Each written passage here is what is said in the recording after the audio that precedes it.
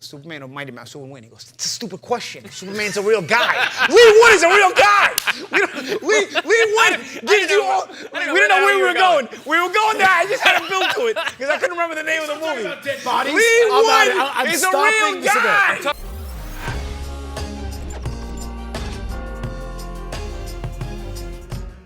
Welcome into the ranking show here at ProBox TV. The way it works, all of us behind the scenes make a top 5 list, then we get to argue about it. Then you get to argue about it online. That's right. Download the ProBox TV app. Never fall behind in your boxing news. Jimmy Smith in studio with the champs, Paulie Malignaggi, Chris Algieri. What we're going over today is the featherweight division, 126 pounds. Let's start there. Before we get into the list, it is hard to make a living in boxing below 135, but it's where so much talent is, so much speed, so much aggression, so much defense. Let's start out with our number 5. It is Brandon Figueroa, 25-1-1. Outstanding fighter. Paulie, we always debate kind of number 5. Who kind of gets in there? Was he number 5 on your list? Where would you put him? I had him higher. I think, there's better the reputation, the enigma that is Brandon Figueroa. Yeah.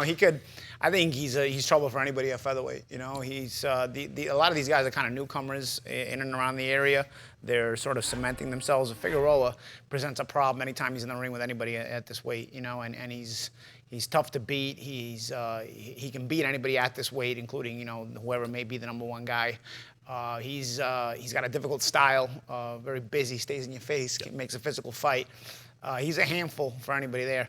But I guess the inconsistency, not seeing him against high-level opposition all the time, he's better than what his brother was as far as the inconsistency is concerned, but his brother was the same headache, man. It's like, this guy could do so much damage, but you just never see him, and he's got stuff going on, and when all of a sudden he disappears. Brandon, not quite as bad, but he's the kind of guy you wish you could see more, because if he would be more dedicated and there would be more push behind him, he could probably be number 1. Now, the difficulty here, Chris, we talk about it. It's hard to promote somebody under 135 pounds. Lightweight kind of is the floor for a lot of casual fans. So at 27 years old, part of the problem is your window is like this. With the speed it takes to be successful at 126 pounds, at 27 years old, that lack of consistency, can it cost him his reputation as a great? Well, I think it's a plague of many of the PBC fighters. They're just not active enough. And when you have, it's almost impossible to build stars in that way. And Brandon Figueroa, I think, has star power. And Champ, I agree with you. I had him higher in my list. I'm glad he made the list. I was worried that the other knuckleheads who are voting on this were gonna push a guy like this who is that talented, but falls out of your thought. Out of sight, out of mind. Exactly. Right? Yeah. But he's a fantastic fighter, and he is a problem for everybody. He's tall, he's long, he throws tons of punches. He's got a great chin. And he's a killer body puncher. Killer body puncher. Very, very dangerous guy. But yeah, it's hard for him to get any momentum. Because look at him, I mean, he's got that star power. He can fight. He goes for knockouts. He's exciting. He's got the look. He talks the right way. There's a lot of upside to a Brandon Figueroa. We just need him to be more active. Well, speaking of that, I love how it transitions so well to our number 4, which is somebody who should be taken on Figueroa. That is Ray Vargas, 36-1-1, 22 knockouts, WBC champion, of course, a Mexican fighter. You know what that brings every single time. Paulie, it's so great when we have 2 guys in the top 5. They're going to be fighting soon. Hopefully we get something taken care of. Right? Yeah, right. Possibly, right? Yeah. I mean, that's what you want to see. Both with PBC? Yeah, the fight. You want to see the fight live up to it. And now Vargas has a bit to prove. A lot of times, I think he's the one that fought Ball. And I think Ball. A lot of people thought Ball won that fight. So Vargas is the guy that, you look at him, he's got a lot of physical tools there, height and a big featherweight, and he can fight, but a bit inconsistent in terms of his performances inside the ring. Figueroa is inconsistent as far as when you're going to see him next. Vargas can be inconsistent as far as what you're going to see from him when you see him in the ring. But certainly a matchup that you hope lives up to that expectation. Chris, what is more damning to you? As Paulie pointed out, there's inconsistency in terms of how often you fight. There's also inconsistency of how you fight when you get the opportunity. Which one is more damning to you? Which kind of inconsistency to you? I think the inconsistency in the ring, is performance.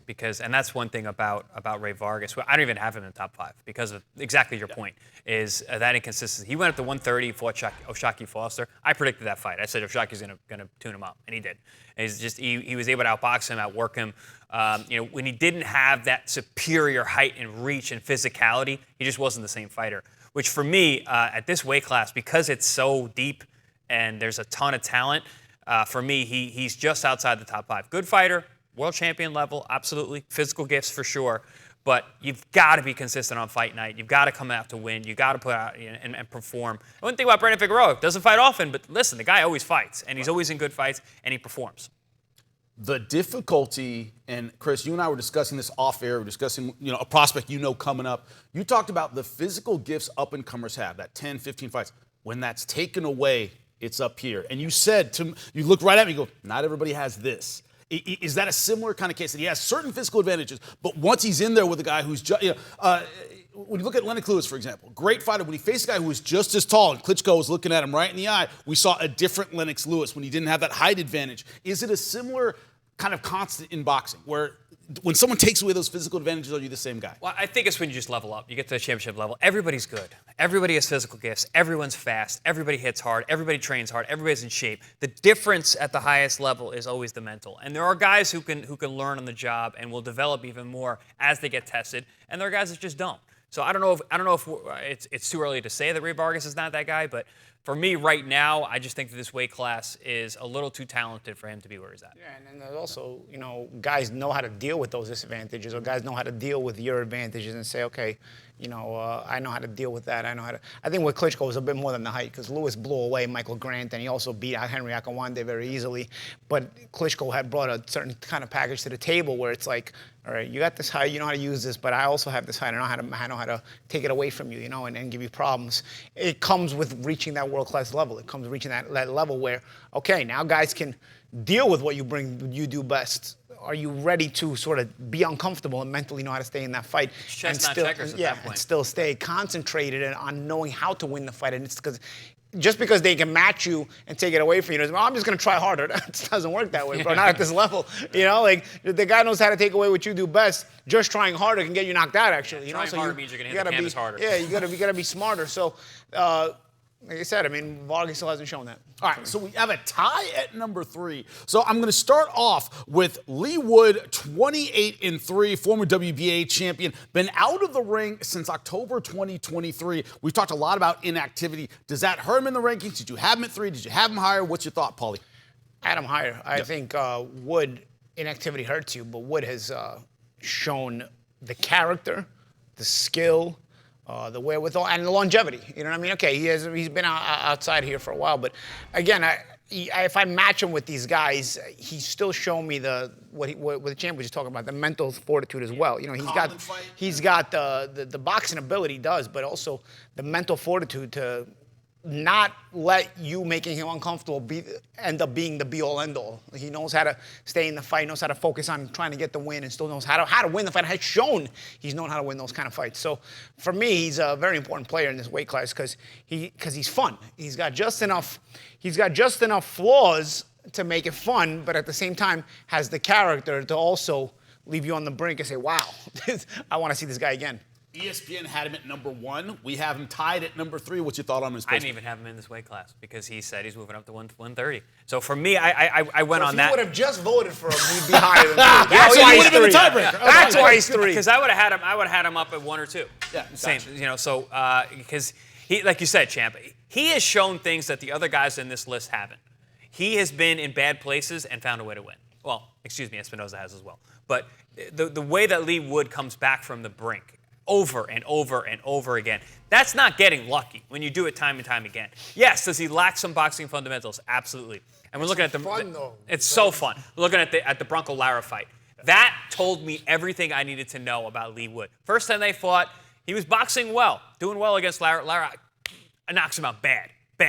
He comes back for an immediate rematch. I'm like, there's no way. It's going to happen again. No way. Goes out there and boxes beautifully, beats Bronco up, honestly. That's what I'm saying. You get to the point where you're making comparisons like, oh, he's doing it again. Is this guy for real? Yeah. I feel like I'm watching what's that movie with kids? The classic movie with River Phoenix and Gerald Connell when they're walking down on that path. Well, Stand By Me. Stand By Me. Oh. When he asked Corey Feldman, it was Superman or Mighty Mouse, who would win? He goes, it's a stupid question. Superman's a real guy. Lee Wood is a real guy. Lee Wood gives you all. We didn't know where we were going. We were going there. I just had to build to it because I couldn't remember the name of the movie. Dead bodies. Lee Wood I'm is a real guy. I'm talking about boxing. Next thing I know, I'm walking next to a railroad track. I don't know what we're doing. Guys, Lee Wood is a real guy. You're talking about, what if he's the kind of guy, what if a fighter could do this, come back from the brink? That guy does it. And he does it over and over again. You don't have to make that comparison because you got it right in front of you. That's why Lee Wood is on this list. And that's why he's so high. He's tied with Rafael Espinoza, the name you just brought up, WBO champion. Above or below? Chris, start with you. Above or below? Where should this third way tie break?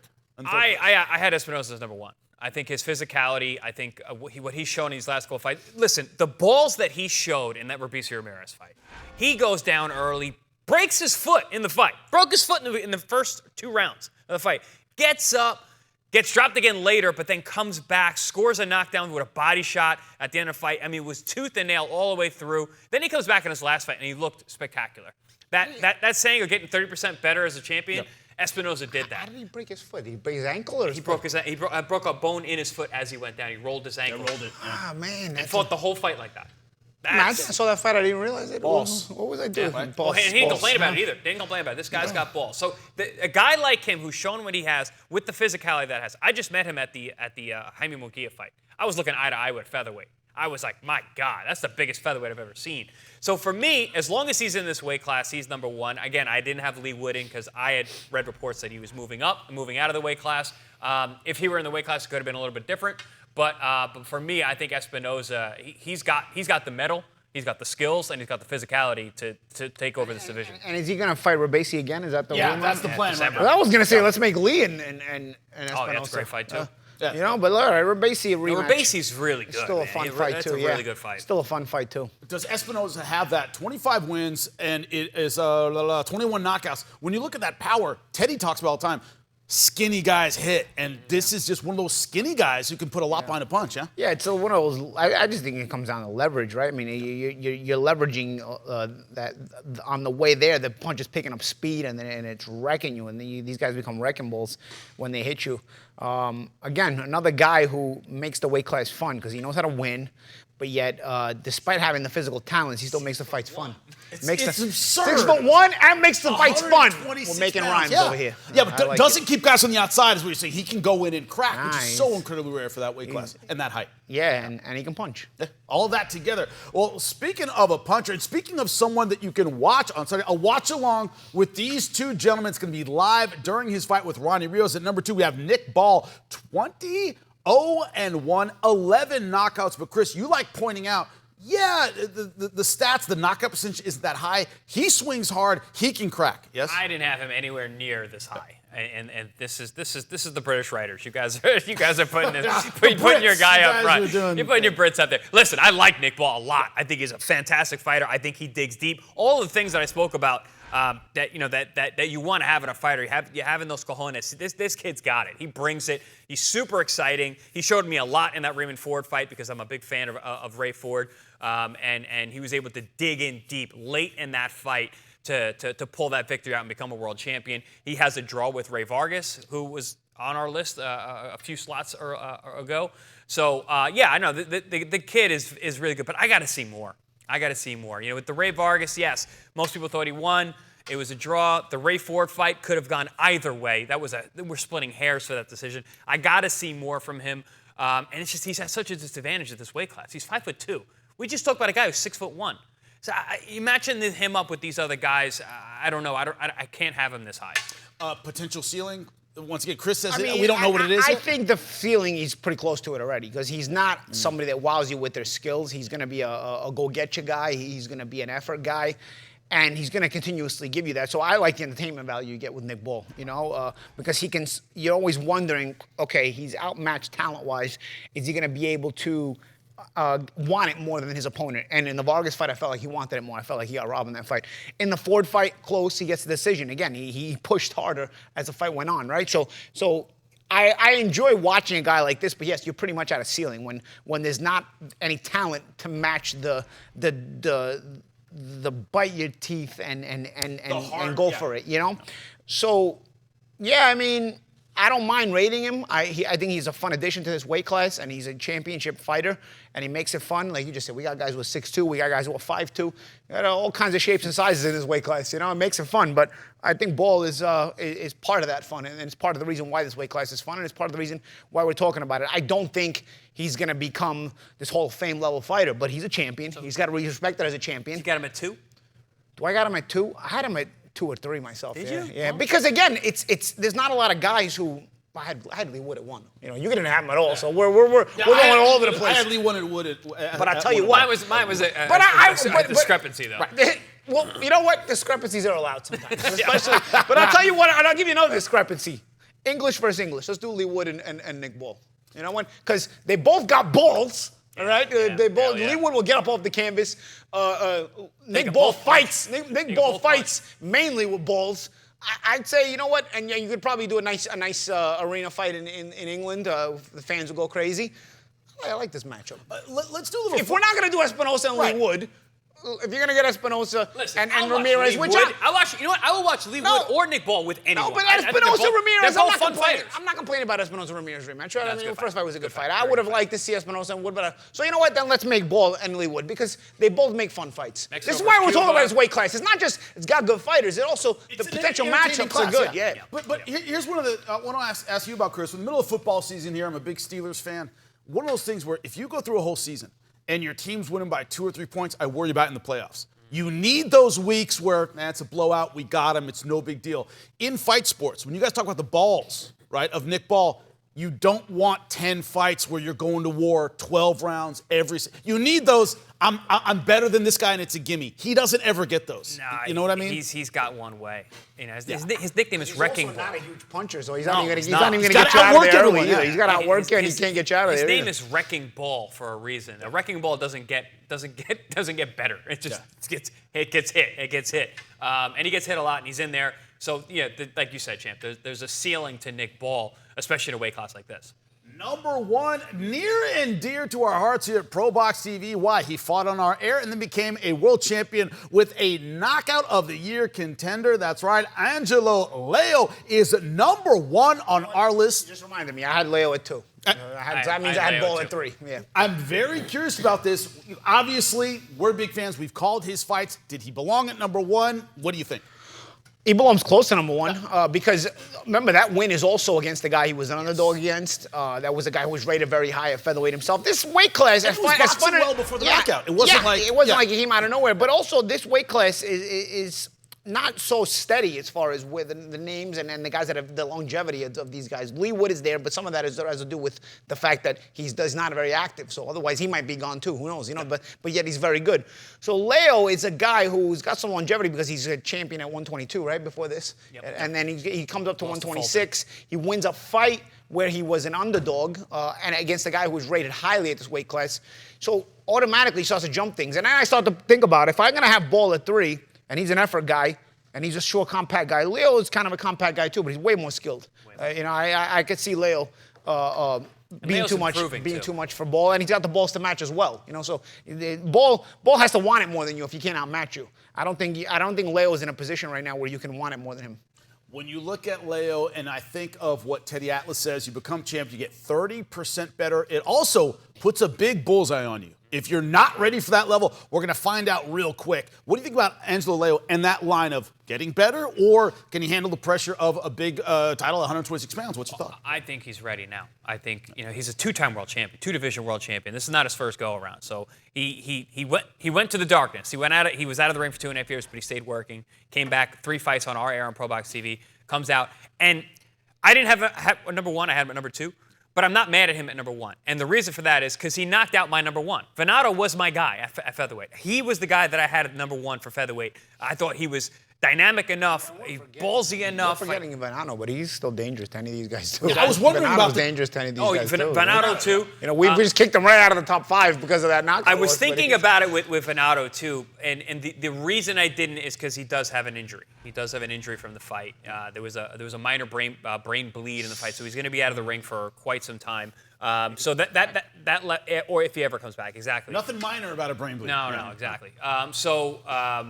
that was why I kept him out of the ring, because I think he's fantastic. I've called many of his fights. I had him at my number 1. I had him even ahead of I would have him even ahead of Lee Wood, Venato. I just think stylistically he's a nightmare to deal with. But Angelo Leo did what he did. We all know what he did. We all saw what he did. So having him at number 1, it's not just winning. It's not just winning. It's who you win against, and it's how you do it. And if that's your criteria, yeah, Angelo Leo's the guy. Do you believe in the longevity, Paulie, of Leo in a year when we're doing this ranking show? Is Leo number 1? Is he in the top 3? What do you put him? I don't know that there's longevity in this weight class at all. It's that kind of weight class where guys could all kind of knock each other off. So we'll see. Depends on the matchups. Depends on the kind of fights we get. I wouldn't be surprised if in a year you have. It's 6 months. You could have a lot of changes here. We'll see. The name we're not talking about, of course, Noya Inoue around the weight class. Talk about him coming up. That's one change as well. If he shows up, of course, things change automatically. Your thoughts on him with this crop of talent at 126? What's your thought, Chris? We've talked about it. I think the Angelo Leo fight actually makes a lot of sense. It's just it's a style matchup that I think in a way would favor. It would be like, oh, this guy, he's fundamental. You know, he's not like a tricky guy. He's not like, he's tricky in the sense that he's got a high boxing IQ and he's deceptive in the way he sets things up. But in terms of the other athletes in this division, where you got guys who are 6'1", you got guys like Venato, whose nickname is a deer. He jumps around like a madman. He's so athletic, and he has power. Leo is good at everything, but he's not really great or really stand out at any of those things. So in that case, anyway, you might look at this guy like, oh, he's not over the top good. This could be a good guy for me to step into, and he's not that big. He's a former 122-pounder. So there's a lot of reasons why I could see Inoue actually choosing Leo as the guy that he fights if he does make that trip up to 126. But in terms of the other guys too, yeah, the Nick Ball fight would be fun. He's always fun, but I think Inoue blasts him out. There's a lot of good fights. I don't see Inoue going up and fighting a 6'1" featherweight. Do we go travel agent? Tickets to Japan? Japan. We're going to Tokyo? Boss, come on, do it. Book the tickets. We will do it, no problem. Before I let you guys go, we have a watch-along on Saturday, which is Ronnie Rios versus Nick Ball. Very quickly before we go, Paulie, what are you expecting from that fight? What are you looking forward to in that fight? Remember, mute the commentary. Tune in here at ProBox TV, do a watch-along with these guys, listen to what they have to say. What are you expecting from that fight? But make sure you order the fight wherever you guys are watching it, because you can't watch it with us. We're going to watch it. We're going to talk. Right. You guys watch it. Audio from us. Watching it from Join in. Leave some comments. I expect a good fight. Ball is never in a bad fight because, again, he's going to be an effort guy, and Rios is a veteran savvy, but he also doesn't shy away from engaging if he needs to. I expect it to be a fun fight. You expect it competitive? When we talked about Ronnie Rios, Chris, you were like, I expect a competitive fight in this one. I do. I think Ronnie is cagey enough. I think he's tough enough. I think stylistically these guys are going to meet in the center of the ring. It's just going to be how can Ronnie deal with that youthful exuberance that Ball brings. He's so intense. So intense. He's in your face. And Ronnie can be that way too, but Ronnie's 34, man, and these lighter weight classes, 34 is pretty old. So we'll see, how he comes. When we did our interviews with him, he said all the right things. He looks like he's ready for his shot. He wants to be a world champion. This is not for anything else except for being a world champion. But Nick Ball, man, he's wrecking ball. I love watching this kid. This is gonna be a good fight. I'm excited. You guys definitely tune in. We're gonna be talking over everything and having a good time. That's right. Watch it. That was him throwing an uppercut. That's no problem at all. It's all about watching it and listening to us here at ProBox TV for the watch-along Saturday. That's right, Ronnie Rios versus Nick Ball. Join us here. Download the ProBox TV app. Never fall behind in your boxing news, and we'll see you next time for the rankings. For more ProBox TV, scan the QR code on the screen or go to the App Store and Google Play. ProBox TV, your boxing channel.